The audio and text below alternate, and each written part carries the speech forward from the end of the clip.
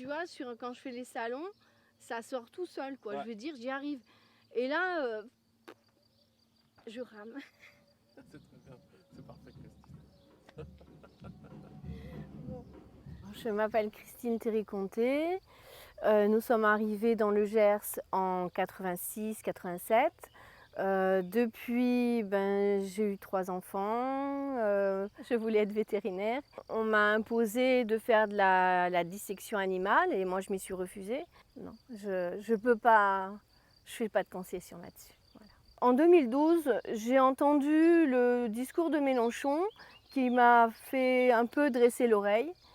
Et j'ai suivi. Le critère de pure race pour les animaux, moi, ça me sidère. C'est comme si tout d'un coup, on demandait à tout le monde d'être Miss France. Il y en a beaucoup qui ne feraient pas partie du lot. Quand on me dit oui, non, mais si on ne les mange plus, il n'y aura plus d'élevage. Est-ce que la préservation d'une race nécessite forcément qu'on la mange? L'esclavagisme, le racisme, le sexisme et le spécisme, ce sont les mêmes rouages. Je sais qu'il y a un projet, l'abattoir de Condom, donc projet à 9 millions d'euros. Le projet en tant qu'abattoir pourrait être très, plus éthique que d'autres abattoirs, c'est-à-dire qu'ils essayent de prendre en compte le bien-être animal. Alors moi, la question que je me pose, c'est pourquoi ne pas mettre ces normes sur les autres abattoirs?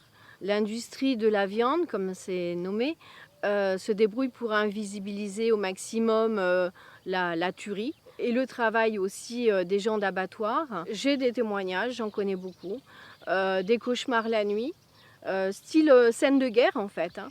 Ce sont des gens qu'il faut accompagner aussi. Est-ce que si l'abattoir n'est pas rentable, ça ne va pas passer totalement à du privé et à une surproduction qui entraînerait des élevages intensifs? La pandémie actuelle nous a montré qu'il y avait de gros soucis avec l'élevage intensif, les zoonoses qui se développent, toutes les pandémies qui sont issues de l'emploi excessif aussi d'antibiotiques. Je pense qu'il faut qu'on se pose vraiment la question de l'utilité de ce genre de choses. Quand je vois que pour Auch, on est en train de faire pratiquement la manche pour mettre un mammographe à l'hôpital, ou quand je vois qu'à Vic, M. Castex offre 2 millions d'euros à l'hôpital, mais 4,5 millions d'euros pour la réfection des arènes, je me dis où est la priorité? Est-ce que tout ça est bien nécessaire? Est-ce que tout ça est sérieux?